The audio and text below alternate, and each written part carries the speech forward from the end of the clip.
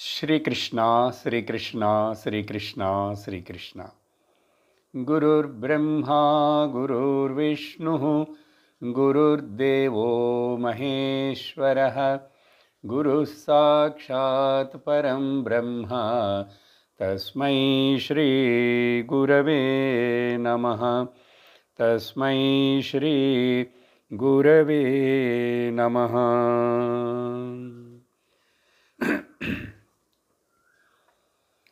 हरि ओम तत्सत्। వివేక చూడామణి 213వ శ్లోకం. శ్రీ గురురువాచ సత్యముక్తం సత్యముక్తం త్వయా విద్వన్ నిపుణోసి విచారణే అహమాది వికారాస్తే తదభావోయమప్యను.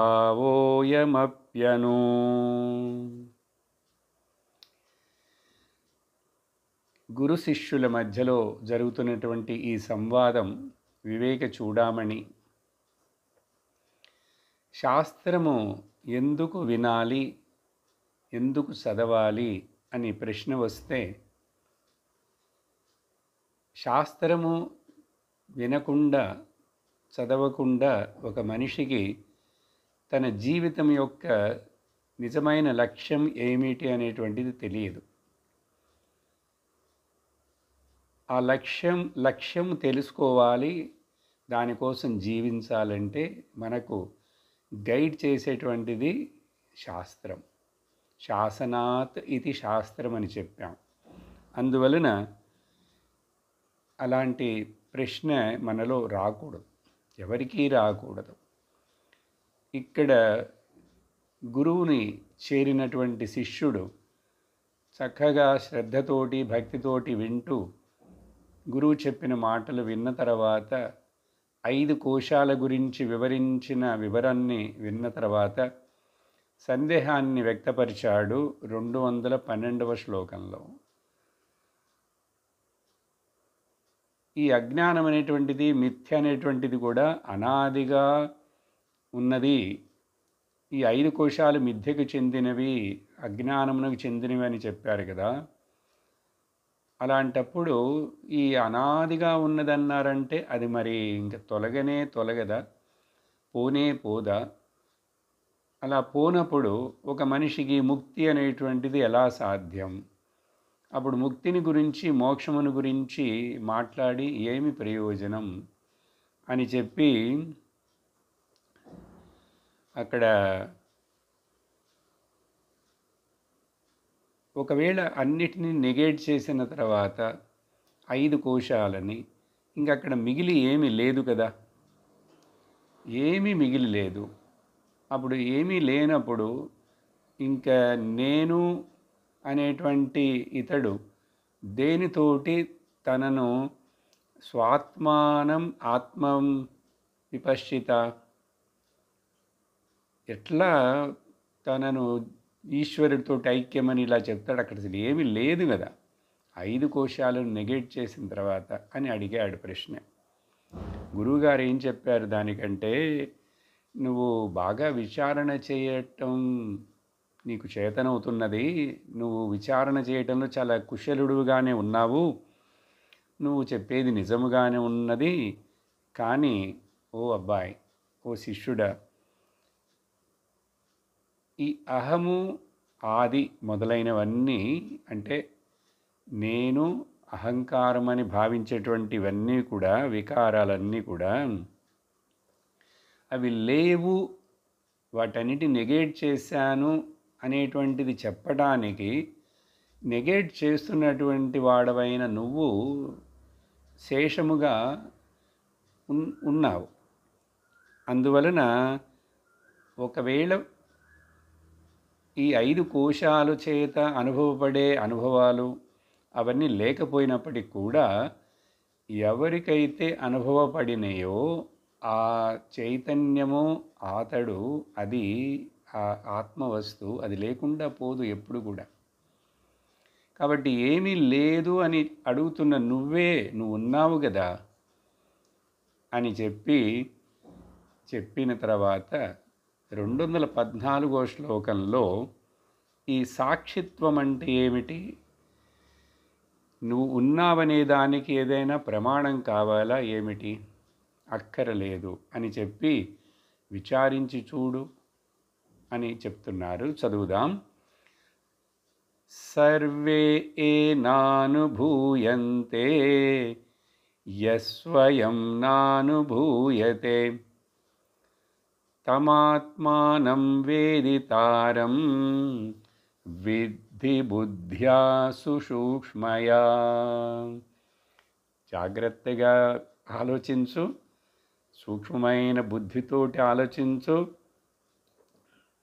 ఈ సూక్ష్మమైనటువంటి సుసూక్ష్మయ, సూక్ష్మం అంటేనే సటిల్, ఇంకా సుసూక్ష్మయ అంటే వెరీ వెరీ వెరీ సటిల్, జాగ్రత్తగా. అంటే నీ బుద్ధిని ఉపయోగించు, బుద్ధ్యా. కానీ బుద్ధిని ఉపయోగించే బుద్ధి కూడా నాకు తెలుస్తున్నటువంటి ఒక వస్తువుగానే ఉందని తెలుసుకోవాలి. చూసారా, బుద్ధిని నెగేట్ చేయమంటారు, ఇంటలెక్చువల్ని, విజ్ఞానమయ కోశాన్ని. మరి మళ్ళీ ఆ బుద్ధితోని తెలుసుకోవాలంటారు. ఇక్కడే ఒక చిక్కు ఉంది. ఆ చిక్కు కాదు అది అని చెప్పి నువ్వు ఆ చిక్కులో చిక్కుకోకుండా ఉండాలంటే ఏం చేయాలి, నీవు చక్కగా సూక్ష్మంగా చింతించాలి. నువ్వు ఇంకా కూడా గ్రాస్ థింగ్స్నే పట్టుకొని ఉంటున్నావు. ఆ గ్రాస్ థింగ్స్కి సంబంధం లేనటువంటి ఎరుకగా ఉన్న నువ్వు చాలా సూక్ష్మమైన నువ్వే అది. ఇది గ్రహించాలంటే గ్రాస్ అన్నీ వదిలేసేయాలి అని చెప్తూ ఏం చెప్తున్నారంటే, అన్నిటినీ తెలుసుకుండేటువంటి సర్వే ఏన అనుభూయంతే, అన్నీ దేని ద్వారానైతే ఎవరికైతే తెలుస్తున్నాయో, ఎవరి చేతనైతే తెలుసుకోబడుతున్నాయో, అది తనకు తాను స్వయం నా అనుభూయతే, అది తనకు తాను అనుభవం పడవలసిన అవసరం లేదు. తనను తాను మరలా ఒక నార్మల్ మనస్సులో బుద్ధిలో వచ్చే ఒక అనుభవంలాగా, ఇంద్రియ అనుభవంలాగా దానిని అనుభవించలేము, అనుభవించనవసరం లేదు. ఇది అర్థమైందా? ఇది చాలా సూక్ష్మంగా ఉన్నట్లుంది కదా, కష్టంగా ఉందండి. ఏంటి చెప్తున్నారు? ఏదైతే ఉదాహరణలు చెప్తాను, మీకు అర్థమవుతుంది. శ్లోకం యొక్క పదార్థం ముగించేస్తాను. అన్నీ కూడా ఎవరి చేతనైతే తెలుసుకోబడుతున్నాయో అది తనను తాను స్వయముగా తెలుసుకోలేదు. ఎట్లా? తం ఆత్మానం వేదితారం విద్ధి. ఆ తెలుసుకుండేవాడిని నువ్వు ఆత్మ అని, నువ్వే అదని చెప్పి జస్ట్ గుర్తించు అంతే, బుద్ధితోటి సుసూక్ష్మమైన విచారణ చేత. ఎంత చెప్పినా కూడా అర్థం కావట్లేదండి అనిపిస్తుంది. కొన్ని ఉదాహరణలు చెప్తాను, అర్థమవుతుంది. మొదటి ఏమిటంటే, నేను ఉన్నాను అని మన యొక్క ఉనికి, మనకు అని ఏం చెప్తున్నానంటే అందరూ వాళ్ళని చింతించుకుంటే ప్లూరల్గా మన ఉనికిని తెలుసుకొనుటకు, ఉనికి అంటే నేను ఉన్నాను అని తెలుసుకునేందుకు అది ఏ ప్రమాణము దానికి అవసరము లేదు. ప్రమాణ నిరపేక్ష అనుభూతి మమ అస్తిత్వం, నా అస్తిత్వం, నేను ఉన్నాను అనేటువంటిది ప్రమాణ నిరపేక్షం. దానికి ఏ ప్రమాణం అక్కర్లేదు, ఏ ప్రమాణం అక్కర్లేదు.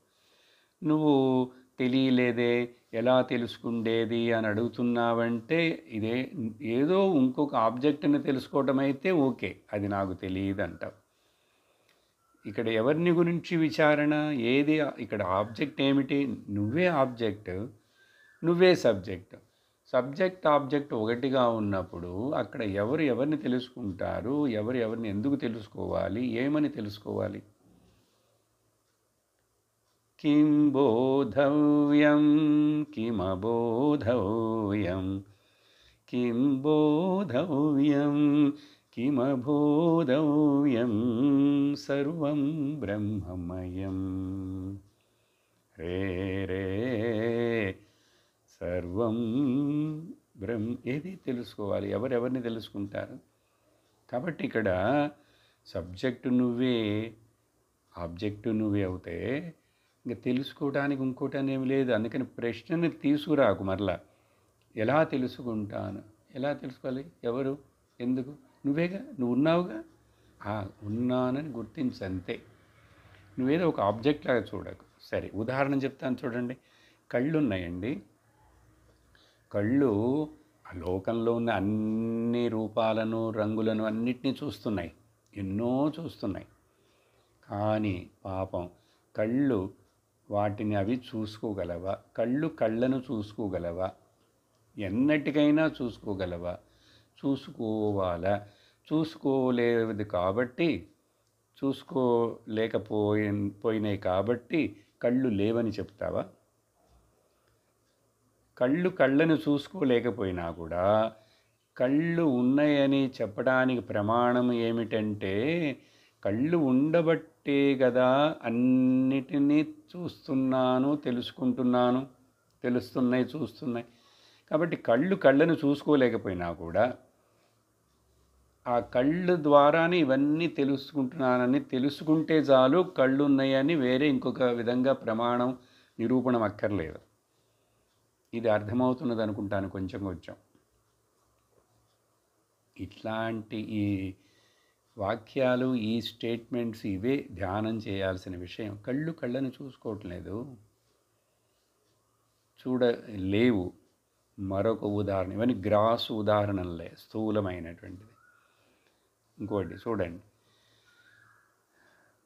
మీ ఫోను నెంబర్ నుంచి, మీ ఫోనులో నుండి ప్రపంచంలో ఏ ఫోనుకైనా పిలిచి ఎక్కడైనా ఎవరి గురించైనా తెలుసుకోవచ్చు. కానీ మీ ఫోను నెంబర్ తోటి మీ ఫోను నుండి మీ ఫోనుని పిలవగలరా? ఎన్నటికైనా పిలవగలరా? సాధ్యమవుతుందా? ఎందుకంటే అదేగా ఉన్నప్పుడు దాన్ని ఇంక మళ్ళీ ఎట్లా పిలుస్తావు? దాంతో ఏమి మాట్లాడతావు? ఎట్లా? ఆ నెంబర్ పోదు. చూసారా? ఇది బాగా అర్థమై ఉంటుంది. Gross example. అదేవిధంగా అన్నిటికీ సాక్షినైనటువంటి నన్ను నేను మళ్ళీ ఇంకా తెలుసుకోవాలి, నాకు తెలియలేదే అని చెప్పచ్చా? తప్పు కదా. నీకు నువ్వు తెలియకుండా ఎట్లా ఉంటావు? ఎప్పుడూ తెలుస్తూనే ఉన్నావు. కానీ నువ్వు ఈ 5 కోశాలను వాటితోటి తాదాత్మ్యం చెంది అలవాటుగా మనస్సు అంటే అన్నీ తెలుసుకుంటుంది. అలా తెలుసుకోలేదు. ఒక వస్తువుని చూసినట్లుగా నన్ను నేను చూడాలంటావు. నిన్ను నువ్వు వస్తువుగా చూడలేవు. నువ్వు ఒక వస్తువు అయినటువంటి స్థూలమైన రూపం కాదు. నీకు రూపమే లేదు. సత్ చిత్ ఆనందం నీ స్వరూపం. దీనికి రూపము లేదు, నామము లేదు, విశేషణాలు లేవు. అందుకని దాన్ని మనం గుర్తించకుండా, నేను ఉన్నానుగా, నాకు తెలుస్తున్నాయిగా, నేను జ్ఞానస్వరూపుడుగానే ఉన్నానుగా, తెలుస్తున్నాయి అని తెలుస్తున్నది, తెలియటం లేదని తెలుస్తున్నది, ఉన్నవి అని తెలుస్తున్నది, లేవు అని కూడా తెలుస్తున్నది. అలాంటప్పుడు ఇంక నన్ను నేను మళ్ళీ తెలుసుకోవాలా? తెలుసుకోవడానికి ఏదైనా కావాలా? శ్రమపడాలా? ఏమి శ్రమపడకుండా నేను ఉన్నానని నిన్ను అట్లా ఒప్పుకుంటే చాలు. ఏది? ఈ బుద్ధితోటే. ఇంకా మరలా దానికి ఏదో ప్రయత్నం చేయాలి, అది చేయాలి, ఇది చేయాలని స్ట్రగుల్ అవ్వకు. అందుకనే ఏం చెప్తామంటే, ఆధ్యాత్మిక జీవనము అంటే ఏమిటి అంటే, ఆ అనాయాస జీవనమే ఆధ్యాత్మిక జీవనము. The effortless living is called the spiritual life. అర్థమైందా? అనాయాస జీవనం. దేనికి ఆయాసపడవేండిది లేదు, శ్రమ పడవేండిది, స్ట్రగుల్ అవ్వవేండిది లేదు. ఆయాసము, స్ట్రగులు, అన్ని తాపత్రయాలు, పరిగెట్టడాలు అన్నీ మాయా ఈ భౌతిక ప్రపంచంలోనే కదా. కానీ ఈ భౌతిక మాయా ప్రపంచానికి సంబంధం లేని చిదాత్మస్వరూపుణ్ణి కదా నేను, సచ్చిదానంద స్వరూపుణ్ణి కదా. అది గుర్తించు, అది క్లెయిమ్ చెయ్యి. మరొక ఎగ్జాంపుల్ చెప్తాను. కెమెరా ఉంది. ఏ కెమెరా అయినా సరే, ఆ కాలంలో కెమెరా కానీ ఇప్పుడున్న కెమెరా కానీ, కెమెరా ఎన్నో ఫోటోలను తీస్తుంది, కానీ ఏ ఒక్క ఫోటోలో కూడా ఆ కెమెరా ఉండదు. నువ్వు సెల్ఫీ తీసుకున్నా కూడా ఏ ఫోన్ తోటి అయితే నువ్వు సెల్ఫీ తీస్తున్నావో ఆ సెల్ఫీలో వస్తుందే? రానే రాదు. అలాగే నీవు ఈ ఆబ్జెక్టివ్ వరల్డ్లో ఇంక్లూడ్ చేయటానికి వీలే లేదు, because you are the subject. కొంతవరకు అర్థమవుతున్నది అనుకుంటాను. చివరిగా మరొక ఎగ్జాంపుల్ చెప్తాను. ఒక టార్చ్ లైట్ ఉందండి. కొత్త టార్చ్ లైట్, కొత్త బ్యాటరీలు వేసి చీకట్లో ఒకడు టార్చ్ లైట్ని వేసి చూస్తున్నప్పుడు బాగా కాంతిగా బ్రైట్గా ఉంటే అతడికి సందేహం వచ్చింది, లోపల ఎటువంటి బ్యాటరీలు ఇంత బాగా వెలుతురునిస్తున్నాయే, ఎవరిడియా లేక మరొకట అని చెప్పి నిప్పు బ్యాటరీసా, సందేహం వచ్చింది. సరే, ఆ బ్యాటరీ ఏ కంపెనీదో చూద్దామే అని చెప్పి వెనక మూత తీశాడు టార్చ్ లైట్ మూత తీసిన తర్వాత లైట్ ఆఫ్ అయిపోతుంది కదా. చీకట్లో బ్యాటరీని చూడగలడా?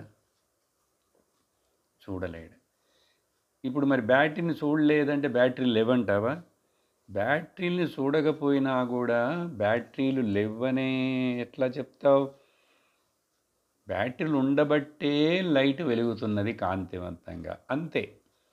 కళ్ళు ఉండబట్టే అన్నీ చూస్తున్నాయి. ఇంకా మళ్ళీ కళ్ళు చూడక్కర్లేదు. బ్యాటరీ లైట్ యొక్క లైట్ వెలుతురు లోపల ఉన్న బ్యాటరీని చూడగలదా? చూడని అవసరం లేదు కదా. ఇంతకంటే ఇంకా గ్రాఫ్స్ ఉదాహరణలు ఏమి ఇవ్వలేము, అర్థం చేసుకోవాలంతే. ఇలా గురువుగారు ఆ అబ్బాయికి చెప్పి, కాబట్టి మన యొక్క అస్తిత్వము, ఉనికి ప్రమాణ నిరపేక్ష అనుభూతి. కాబట్టి ఏమి లేదు అని చెప్పి అనకు. నువ్వు ఉన్నావు కానీ నువ్వు నిజంగా ఎవరు అనేది ఇంకా తెలుసుకో, అర్థం చేసుకో. నువ్వు లిమిటెడా? దేంట్లో 5 కోశాలను నెగెట్ చేసాం కదా, ఇంకా నువ్వు ఎక్కడ లిమిటెడ్ అవుతావు?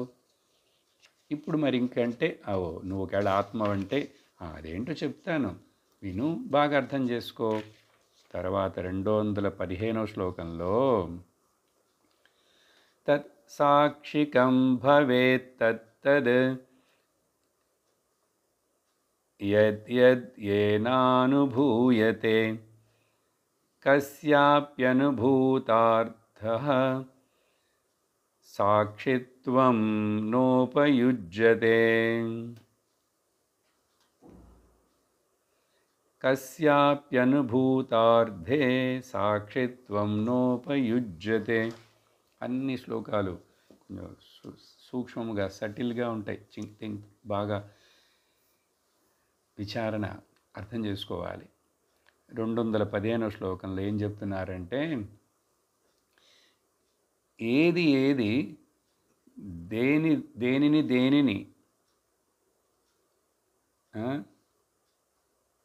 ఏదేది దేనికి అనుభవపడుతున్నదో, ఏది దేనికి అనుభవపడుతున్నదో అది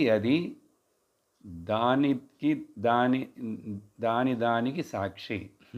అంటే అక్కడ పదాలు అట్లా ఉన్నాయి. మరి సార్ సంస్కృతం అర్థం కాలేదని మేము ఎదురు చూస్తుంటే మీరు తెలుగు కూడా ఏంటో చెప్తున్నారు. ఏం లేదు, మళ్ళీ ఒకసారి చెప్తాను, నిదానంగా విను. ఏదేది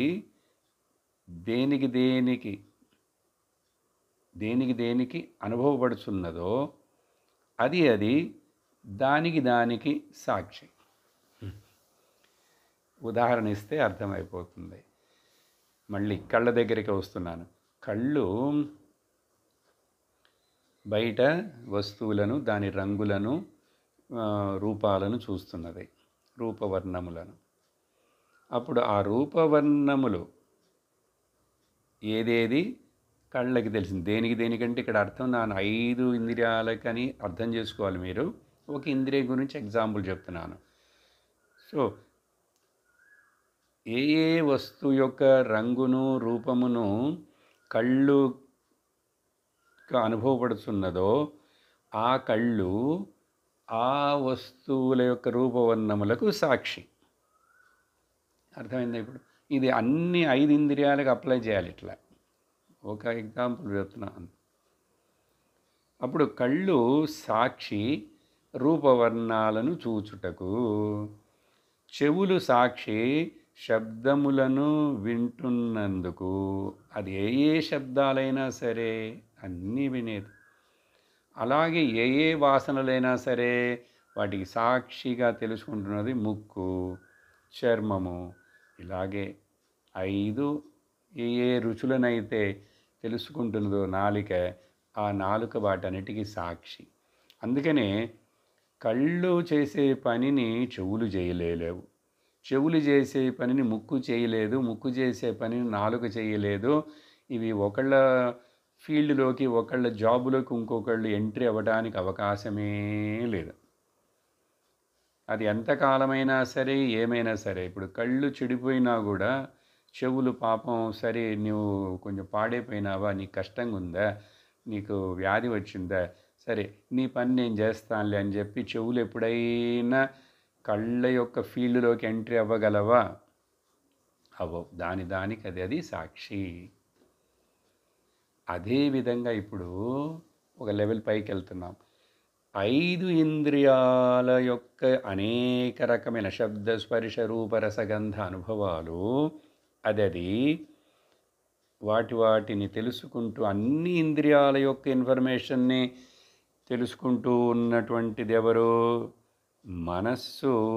అన్ని ఇంద్రియాలకు సాక్షి, అన్ని ఇంద్రియాలకు సాక్షి. అందుకనే మైండ్ నుంచి శబ్దం వినపడింది, రూపము కనపడింది, తర్వాత రుచి తెలిసింది. మూడిటిని కూడా కలుపుకొని సమన్వయపరుచుకొని ఇన్ఫర్మేషన్ తెలుసుకుంటుంది. శబ్దం రావటము, రూపం తెలియటము, ఏదైనా రుచి చూడటం అన్నీ కూడా తెలుస్తాయి. చూశారు? అప్పుడు అన్నిటినీ గ్రహిస్తున్నది మనస్సు. చెప్పాను కదా, ఆ ఇంద్రియం అది మాత్రమే తెలియజేస్తుంది. కాబట్టి మనస్సు అన్ని ఇంద్రియాలకు సాక్షి. మరొక స్టెప్ పైకి వెళదాం. ఈ మనస్సులో జరిగే వికారాలు, మార్పులు, చేర్పులు, సంకల్ప వికల్పాలు ఉన్నాయి కదా, మనసులో కూడా మార్పులు వస్తున్నాయా? ఇవన్నీ కూడా ఆ మనస్సునందే ఉన్నటువంటి పై లెవెల్ మనస్సు, బుద్ధి అంటాం దాన్ని, హయ్యర్ మైండ్. అప్పుడు బుద్ధి మనస్సుకు సాక్షిగా ఉంది. ఆ తర్వాత ఆ బుద్ధికి కూడా, నాకు బుద్ధి సరిగ్గా పనిచేయట్లేదు, బుద్ధి చెడిపోయింది అని చెప్పి ఇంటలెక్ట్లో మళ్ళా నాకు అసలు కొన్ని జ్ఞాపకం ఉండటం లేదు. ఇప్పుడు ఆ జ్ఞాపకం ఉండటం అనేటువంటిది చిత్తం, మెమరీ. అప్పుడు ఉండేవన్నీ నాకు జ్ఞాపకం, ఇప్పుడు జ్ఞాపకం వచ్చింది. ఇట్లా బుద్ధిలో జరిగే వికారాలు, అర్థమైంది, నాకు అర్థం కాలేదు, నేను మర్చిపోయానా, గుర్తున్నాయి. ఈ వికారాలను కూడా బుద్ధికి సాక్షిగా ఉన్నది ఎవరు అంటే చైతన్యమైన నేననేది ఏదో ఉండి ఆ బుద్ధిలో జరిగే వికారాలను తెలుసుకుంటుంది. బుద్ధి మనసులో వికారాలకి సాక్షి, మనస్సు ఇంద్రియముల యొక్క వికారాలకు సాక్షి, ఇంద్రియాలు బయట విషయాలకు సాక్షి. అర్థమైందా ఇప్పుడు? కాబట్టి బుద్ధి, మనస్సు, ఇంద్రియములు, విషయాలు లేనప్పుడు, ఇక్కడ ఏం చెప్తున్నారంటే బుద్ధి, మనస్సు, ఇంద్రియాలు, విషయాలు లేవు. ఎక్కడ? నిద్రలు లేవు. అప్పుడు లేనప్పుడు చైతన్యమునకు నేను అయిన ఉనికి నాకు చైతన్యమునకు సాక్షిత్వం కూడా ఉండదు. ఎందుకంటే అక్కడ ఏదైనా ఉంటే కదా ప్రకాశింపజేయటానికి, అవన్నీ కనుమరుగైపోయినాయి. అవన్నీ కనుమరుగైపోయినందువలన చైతన్యమునకు సాక్షిత్వము, ద విట్నెస్సర్హుడ్ కూడా ఉండదు. ఇప్పుడు ప్రశ్న ఏమిటంటే, విట్నెస్సర్హుడ్ లేనందువలన చైతన్యము విట్నెస్సర్ లేదని చెప్పవచ్చునా? చెప్పుట సబబా? చెప్పకూడదు. విట్నెస్ హుడ్ లేనందువలన, ఓకే, ఇది నిద్రలో మాత్రమే నేను తీసుకోకూడదు. ఇప్పుడు అబ్బాయి ప్రశ్నించింది ఏంటంటే, మెలుగుతో ఉన్నప్పుడే కదా, శాస్త్రం విని కదా నేను అన్నమయం కోశం కాదు, నేను ప్రాణమయ కోశం కాదు అని కోశాలని అన్నిటిని నెగెట్ చేస్తే, గురూజీ ఏమి లేదే అక్కడ, ఇంక అన్నిటినీ నెగెట్ చేసిన తర్వాత అన్నాడుగా. నెగెట్ ఎవరు చేశారు? నెగెట్ చేసిన తర్వాత ఏవి లేవని చెప్తున్నది ఎవరు? నువ్వు ఉన్నావుగా. కాబట్టి ఇక్కడ అవి లేనందువలన దీని యొక్క విట్నెస్సర్ హుడ్ లేదు, కానీ సాక్షిత్వం లేదు, కానీ సాక్షి ఎప్పుడూ ఉంటుంది అని చెప్పి, కాబట్టి కంక్లూజన్ ఏంటో తెలుసా? నీకు నువ్వే సాక్షి, తనకు తానే సాక్షి. ఎవరు తనకు తానంటే witnesser is the witness to the witnesser. సరే, సాక్షి తనకు సాక్షిత్వం, తనకు తాను సాక్షిత్వం, తనకు తానే సాక్షి. కాబట్టి విట్నెస్ ఈజ్ ఇట్ సెల్ఫ్ అప్పుడు ఏమవుతున్నది? Becomes the reality. ఎందుకంటే అది నేను ఉంటేనే కదా అన్నీ, ఏదైనా అవన్నీ ఉన్నాయనో లేవనో కావాలనో వద్దనో ఏదైనా నేను ఉండాలిగా మొదట్లో. కాబట్టి ఇప్పుడు రియాలిటీ ఎవరు? అసలు నిజమేమిటి, సత్యమేమిటి? ఏది ఉంటే ఏవన్నీ ఉంటున్నాయి, ఏవన్నీ లేకపోయినా కూడా ఏది ఉంటున్నదో, ఓకే, యద్ అభావే యద్ సత్వే తత్ సత్వం, యద్ అభావే తద్ అభావః. అర్థమైందా? ఆత్మనైన సాక్షినైన నేనుంటే అవన్నీ, నేను ఎప్పుడు లేకుండా పోను, ఇంకా అవన్నీ లేకుండా పోతాయి. అవన్నీ లేకుండా పోయినా కూడా నేనున్నాను. కష్టంగా ఉంటుంది మరి బ్రహ్మ విద్య, కొంచెమైనా కష్టంగా ఉండాలి కదా. సరే, కష్టం లేదు, మీకు బాగానే అర్థమైంది అనుకుంటున్నాను. తర్వాత 216వ శ్లోకంలో ఏం చెప్తున్నారంటే, అసౌ స్వసాక్షికో భావః యతస్వేనానుభూయతే అతః పరం స్వయం సాక్షాత్ ప్రత్యగాత్మానచేతరః. కాబట్టి ఓ మై డియర్ శిష్య, ఈ చైతన్యం ఆత్మ నేను అని వాళ్ళకు గురువు నువ్వని చెప్తున్నారు. ఇక్కడ నేను దాన్ని ఫస్ట్ పర్సన్గా మారుస్తున్నా. ఈ చైతన్యమైన, ఎందుకంటే నువ్వనే చెప్తుంటే ఇంకా మనం దాన్ని నేనుగా అప్లై చేసుకోవాలి కదా. మరి గురువు నువ్వు అంటున్నారంటే ఏ చైతన్యం, ఏ రియాలిటీ ఏదని చెప్తున్నామో ఆత్మ, అది నువ్వే. నేనే అంటే గురువుగారు ఆయనకి చెప్తున్నాడు అనుకోకూడదు. మనకు నేను చెప్పుకుంటున్నా. నాకు నేనే సాక్షిని. మరొకటి, నన్ను నేను మాత్రమే తెలుసుకోగలను.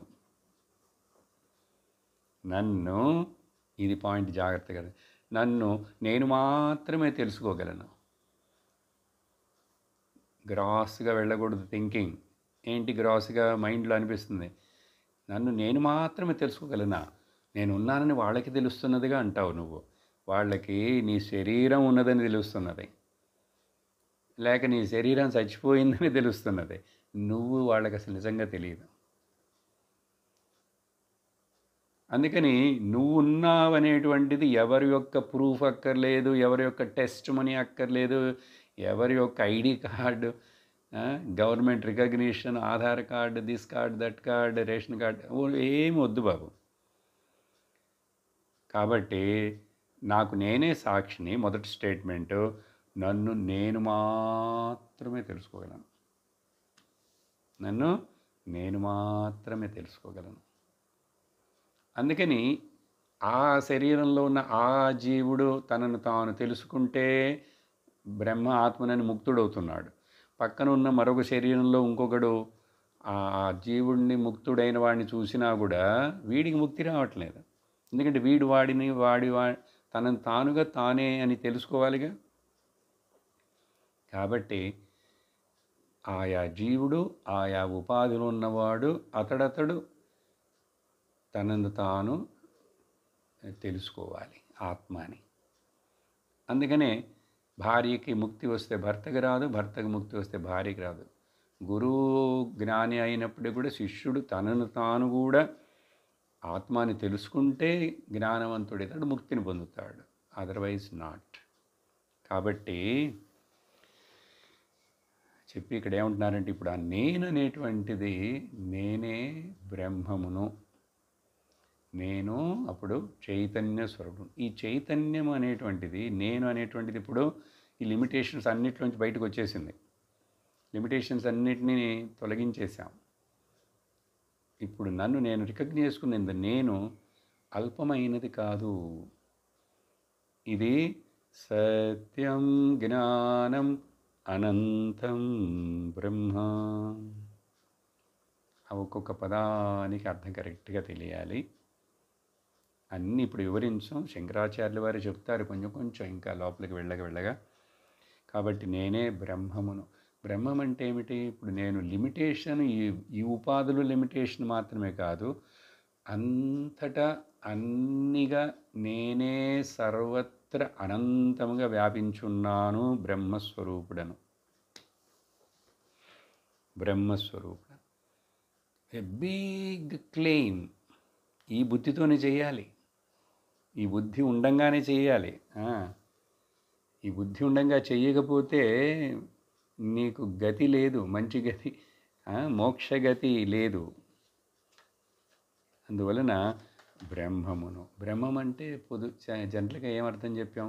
పెద్దవాటన్నిటిలో కంటే పెద్దది అన్నాం. పెద్దవాటన్నిటిలో కంటే పెద్దది అంటే అదేదో ఒక వస్తువు అట్లా ఉంటుందండి అక్కడ పెద్దదిగా. ఈ గ్రహాలు ఒకదానికొకటి పెద్దది అంటున్నారు, ఆ నక్షత్రం సూర్యుడి కంటే ఎంతో పెద్దది అంటున్నారు అని. అట్లాంటి పెద్దది గురించి చెప్పట్లేదు. ఇప్పుడు ఎంత పెద్ద గ్రహమైనా, ఎంత పెద్ద నక్షత్రమైనా, కోటానుకోటి నక్షత్రాలైనా కూడా అన్నీ పెద్దవాటన్నిటికంటే పెద్దదైన ఆకాశంలోనే కదా ఉన్నాయి. ఇప్పుడు ఆకాశమే స్థూలమైనది, ఇంత పెద్దదిగా ఉంటే అది ఎంత పెద్దదంటే గగనాకారం.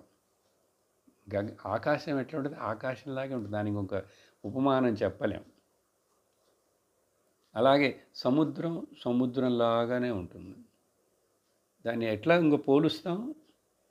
అందుకని అట్లా ఇక్కడ ఈ ఆత్మ అనేటువంటిది కూడా ఈ ఆకాశం ఏంటబ్బా, ఆకాశమే నాలో ఉంది. తస్మాత్ ఆత్మనః ఆకాశం సంభూతః. నేను నాలో నుంచి ఈ ఆకాశం ఉన్నది అని తెలుస్తున్నది, కనిపిస్తున్నది. మనస్సు వచ్చింది, మనస్సులో ఆ ఆకాశం. ఆకాశాద్వాయు అన్నీ ఇంకా. సో చైతన్య స్వరూపుడను నేను, అనంతమైనటువంటి సత్చిత్ ఆనందమైనటువంటి బ్రహ్మస్వరూపుణ్ణి తప్ప మరొకటి ఇంకా ఏమీ లేదు. మరొకటి నేను అవటానికి అవకాశం లేదు. I cannot be other than the ఆత్మ. ఇప్పుడు నీకు తెలిసినాను తెలియకపోయినాను నువ్వు శరీరం అనుకుంటూ ఈ సంసారం అనే ఈ కలలో దుఃఖంలో ఉన్నా కూడా యు ఆర్ ఆత్మ ఓన్లీ, నీ బ్రహ్మం దానే, బ్రహ్మమే. ఇప్పుడు గురువు చెప్పిన తర్వాత నువ్వు బ్రహ్మమును అవ్వవు. ఎందుకంటే బ్రహ్మం ఏదో అయ్యే వస్తువు కాదు.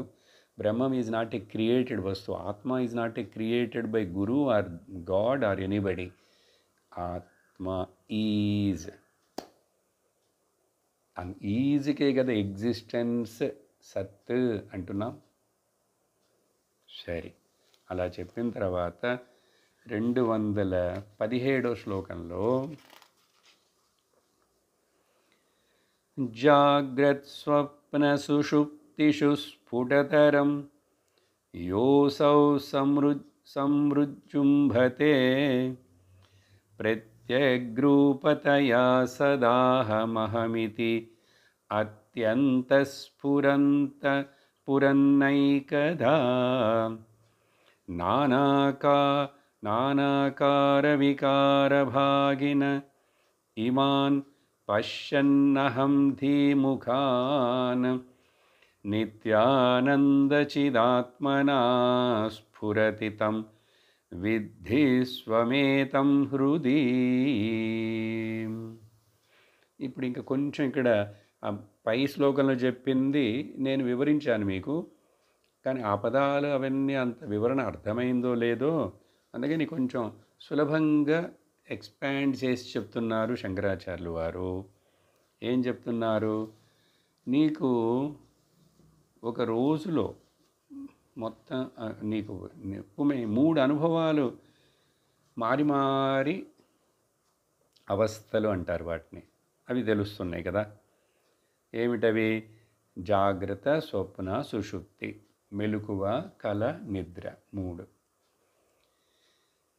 అవన్నీ కూడా ఈ 3 అవస్థల యందును 3 అవస్థలు మారుతున్నాయని నీకు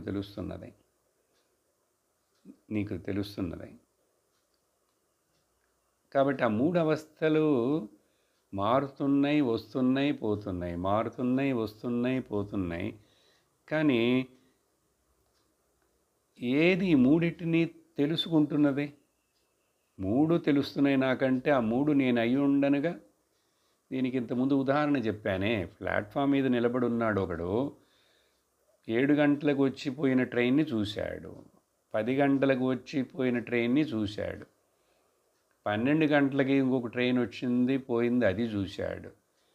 ఇతడు ఏ ట్రైన్లోనూ ఎక్కలేదు కాబట్టి 3 ట్రైన్ల గురించి తెలుసుకోగలిగినాడు. ఇతడు తానుగా ప్లాట్ఫామ్ మీద ఉన్నాడు.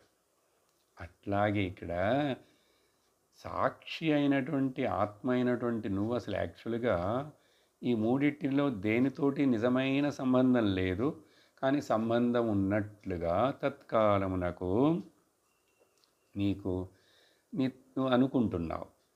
నీకు దేనితోటైనా సంబంధం ఉండి అదే నువ్వై ఉంటే అది వచ్చింది పోయింది, ఇంకొకటి వచ్చింది, అది ఎట్లా తెలుస్తున్నది? నువ్వు వేరుగా ఉండుట చేతనే కదా తెలుస్తున్నది. ఏ ట్రైన్లోనే ఎక్కువ ఉంటే నువ్వు ఆ వెళ్ళిపోయి ఉంటే ఇంకా మళ్ళీ ఇంకో ట్రైన్ నువ్వు తెలిసేదే కాదు. అట్లా అర్థం చేసుకోవాలి. ఇక్కడ నిద్రలోకి నేనే పోతున్నాను, నిద్రపోయిన తర్వాత ఆ 2 నాకు మెలకువ కల తెలియలేదు, మర్చిపోయినాను. కానీ కల కనేటప్పుడు కలలో నువ్వు ఉన్నావు, నువ్వే తెలుసుకుంటున్నావు. మెలకు ఉన్నప్పుడు మెలకుని నువ్వే తెలుసుకుంటావు. నిద్రలోనూ నిద్ర అనేటువంటి ఆ వృత్తిని కూడా నువ్వే తెలుసుకుంటున్నావు కదా. ఈ కళ, నిద్ర, మెలకువ 3 కూడా 3 రకాలైనటువంటి మనస్సు యొక్క స్టేట్స్ అవి, మనస్సు యొక్క వృత్తులు అవి 3 రకాలు, అంతకంటే ఏం కాదు.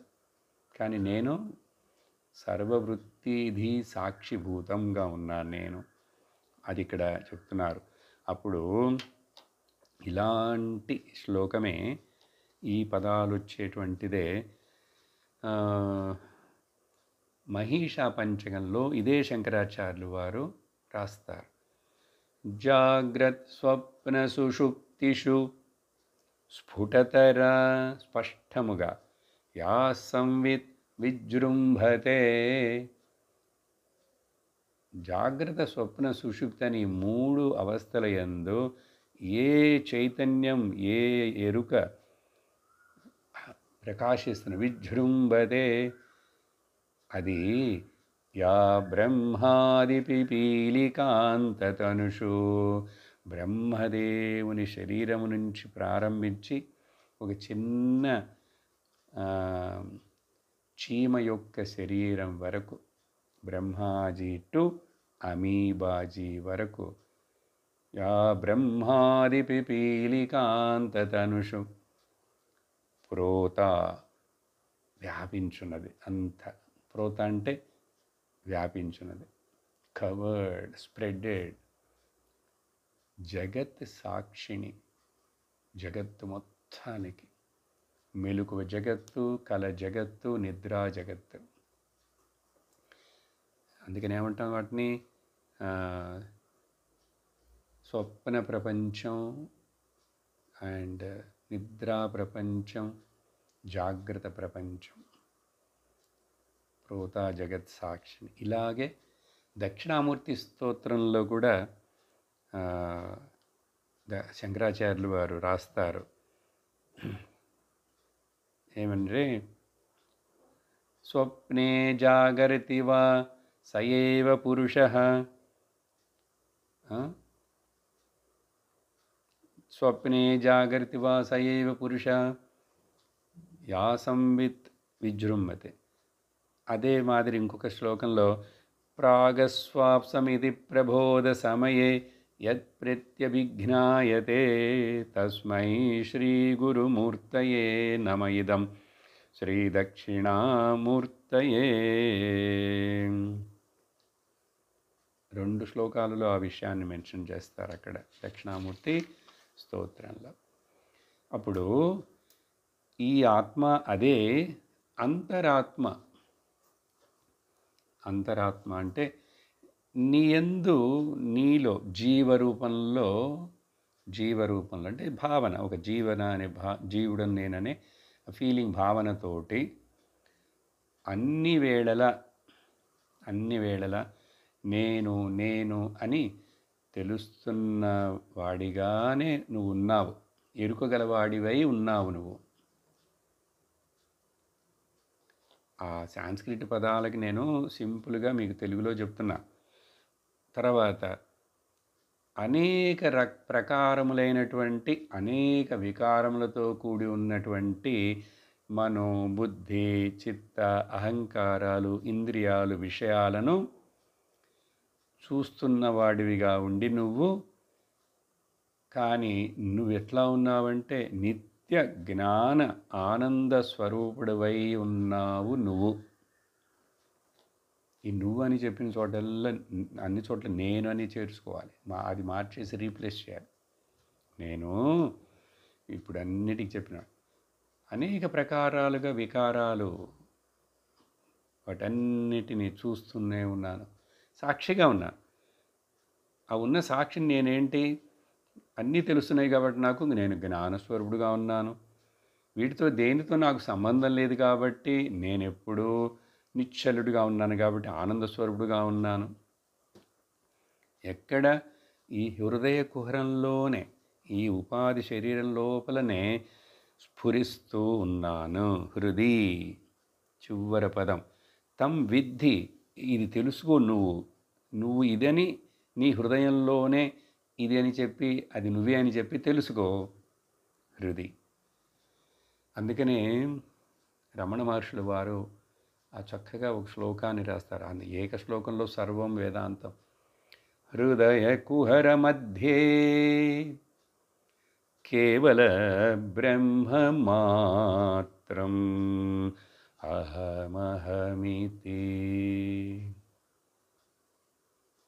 సాక్షాదాత్మరూపేణ భాతి హృది విషమనసా స్వం చిన్వతా మజ్జతావ పవనచలన రోధాత్ ఆత్మనిష్టో భవత్వం.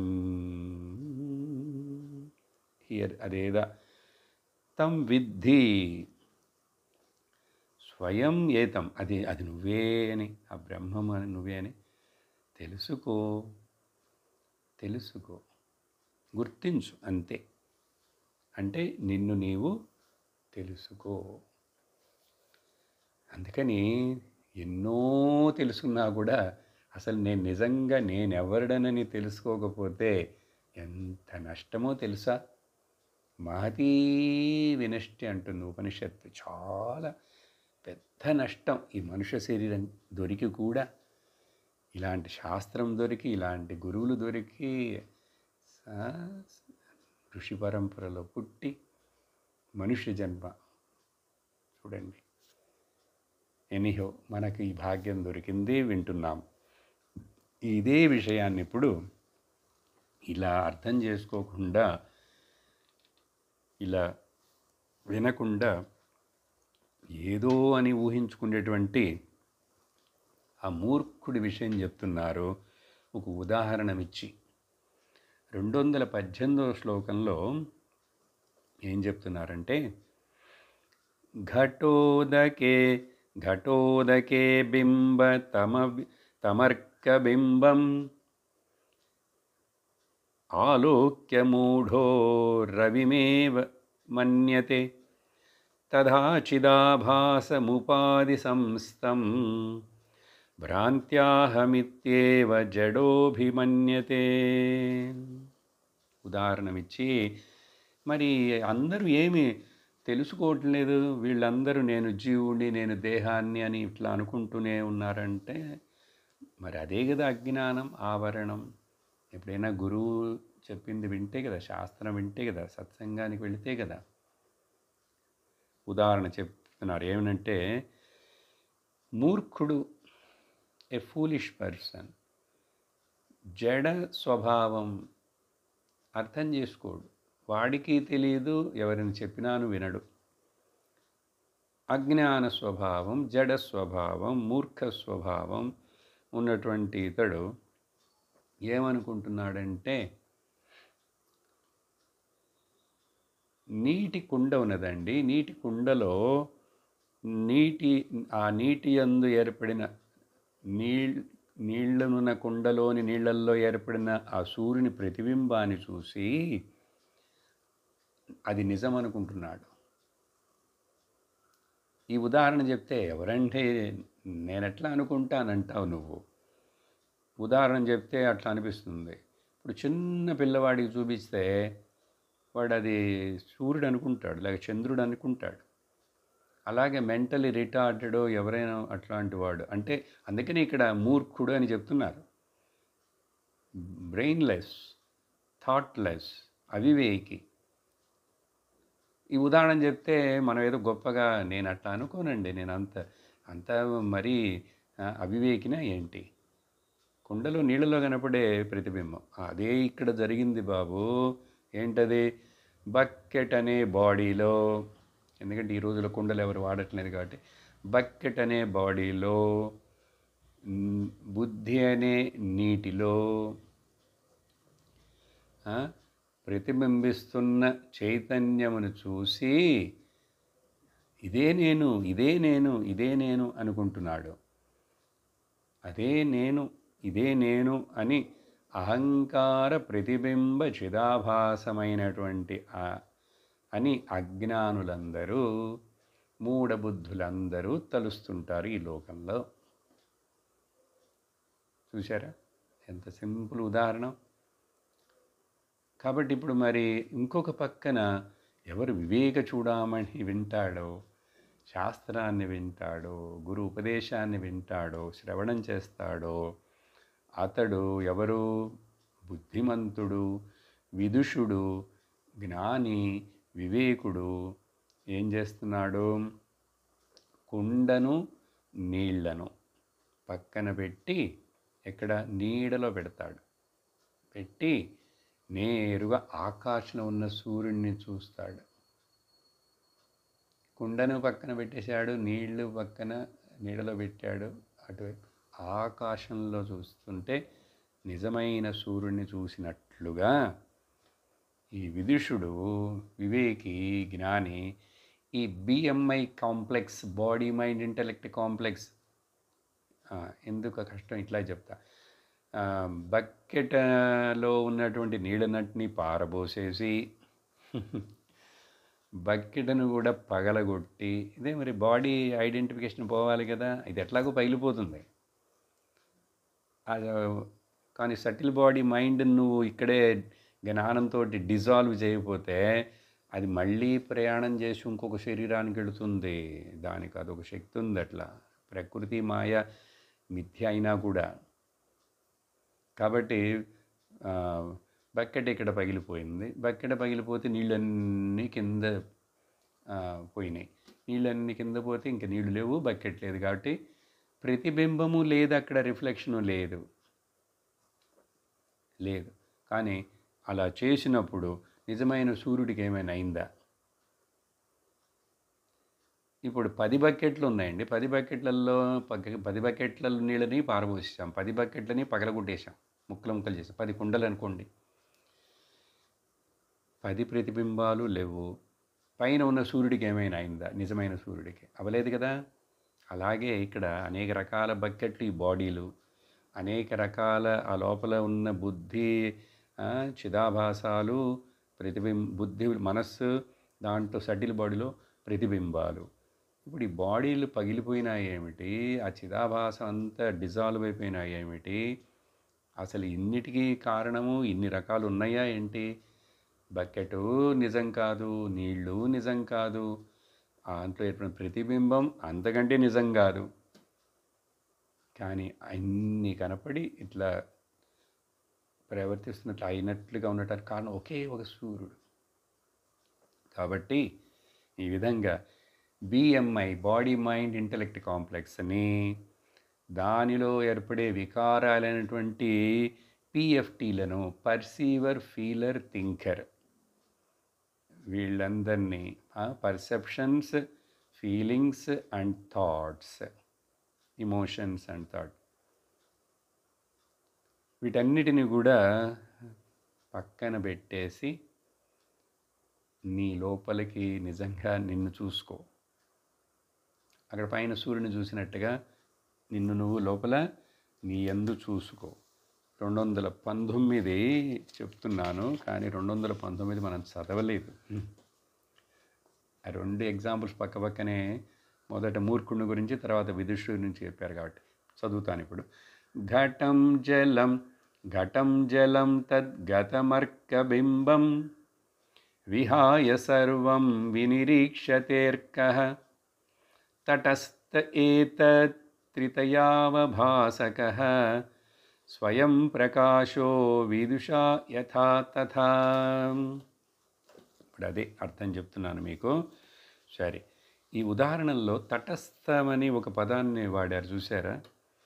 దాన్ని తటస్థ లక్షణం అంటారు. ఏమిటంటే అది అవన్నీ బాడీలో, మైండ్లో, బుద్ధిలో ఆ ప్రతిబింబం, ఇవన్నీ బాడీ మైండ్ని చూపించి దాంట్లో ఏర్పడిన ఒక ప్రతిబింబమే జీవభావనమైనటువంటిది. కానీ నిజంగా నువ్వు అది కాదు.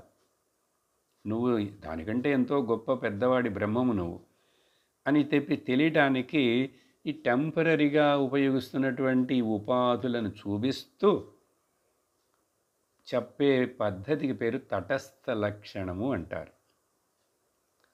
ఉదాహరణ ఇంకొకటి ఇస్తాను చూడండి. ఒక ఆయన ఎవడో వచ్చాడు ఆ ఊరికి, ఆ బజారుకు కొత్తగా. ఎవరినో వెతుక్కుంటూ వచ్చి సుబ్బరాజు గారి ఇల్లు ఎక్కడండి అని ఇంకొకడిని అడుగుతున్నాడు. ఇంకొకడిని అడిగాడు. ఇంకొకటి చెప్తున్నాడు, ఓ సుబ్బరాజు గారి ఇల్లా, ఈ బజార్లో ఆ చివర ఎడమవైపు ఒక ఇంటి మీద కాకి వాలి ఉన్నది చూడండి. ఎడమవైపు ఇంటి మీద వాలి ఉన్న కాకి సుబ్బరాజు గారి ఇల్లు.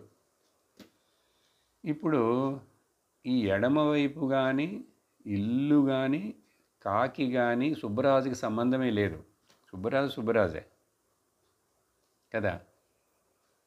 ఇలా చెప్పి తెలియజేయటాన్ని తటస్థ లక్షణం అంటారు.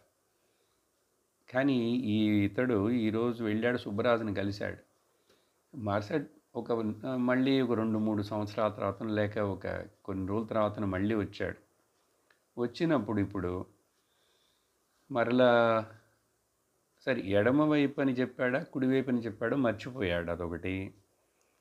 అంటే దానికంటే ముఖ్యంగా ఆ ఇంటి మీద కాకి ఉండాలి కదా.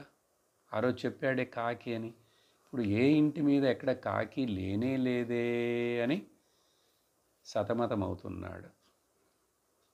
ఎందుకంటే తటస్థ లక్షణం ఆ రోజు అప్పుడు అక్కడ చెప్పడానికి ఉపయోగించారు.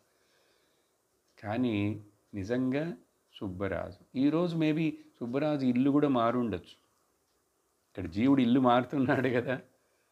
కాబట్టి ఈ బాడీ, మైండ్, ఇంటలెక్ట్ కాంప్లెక్స్లు అన్నీ ఈ బకెట్ నీళ్ళు, ప్రతిబింబం లాంటివి అన్నిటినీ వదిలేసే విహాయ విహాయ అట్లా విహాయ సర్వం విహాయ వినిరీక్ష. నిన్ను నువ్వు లోపలికి ఆ సూర్యుని చూసినట్లుగా చూడు. అర్థమైందా? స్వయం ప్రకాశక ఏతత్ ఏతత్ త్రితభావభాసక.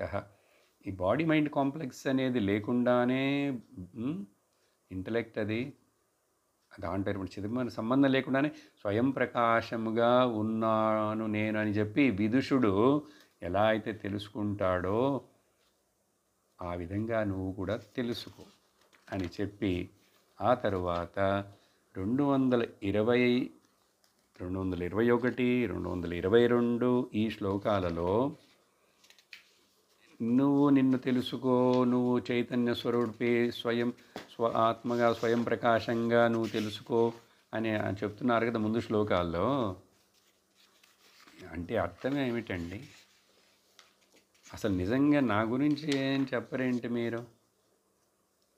అందుకని అసలు నీ యొక్క బయోడేటా చెప్తున్నాను విని ఇప్పుడు. ఓకే, ఉన్నోட ప్రొఫైల్ నువ్వు అంటే ఏంటో తెలుసా అని చెప్పి 3 శ్లోకాల్లో చాలా పదాలు వస్తాయి. ఒక్కొక్క శ్లోకం ఒక్కొక్క పదం వేదాంత సారము, చాలా విచారణ చేయవలసినవి. కానీ నేను ఇక్కడ ఇది ప్రకరణ గ్రంథంగా ఉంది కాబట్టి మళ్ళీ విషయాలు మాట్లాడాను కాబట్టి జస్ట్ టూకీగా అట్లా చెప్తాం కాబట్టి 3 శ్లోకాలను ఒకేసారి చదివేస్తున్నాను. మొదట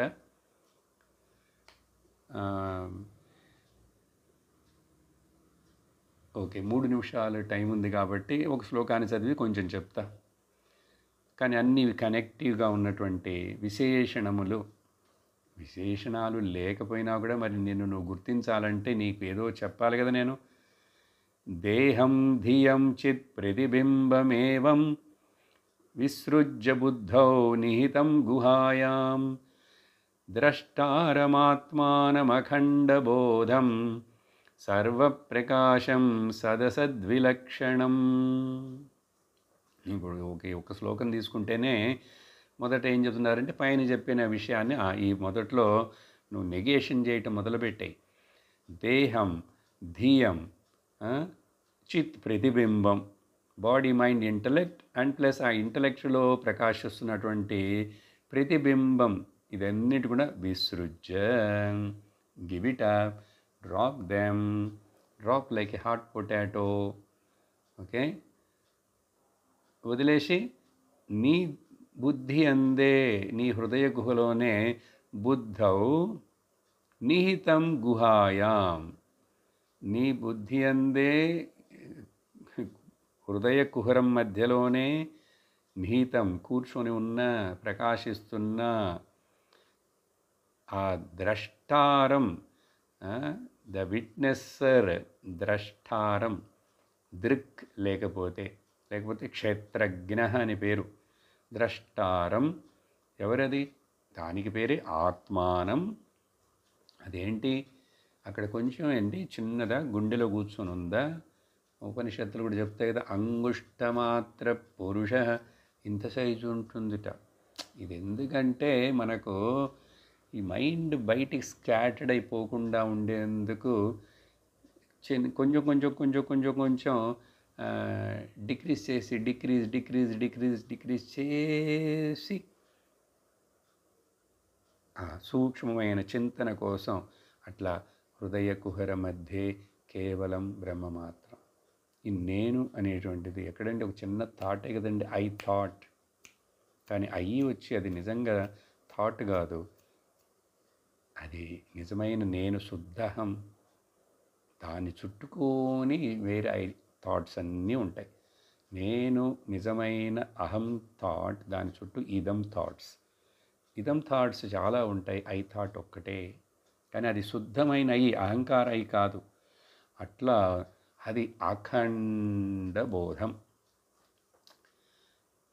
లిమిట్లెస్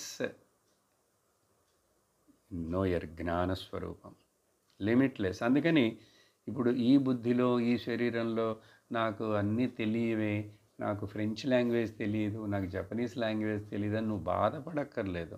ఈ శరీరానికి, ఈ బుద్ధికి ఇక్కడి వరకు చూస్తే అది లిమిటేషన్.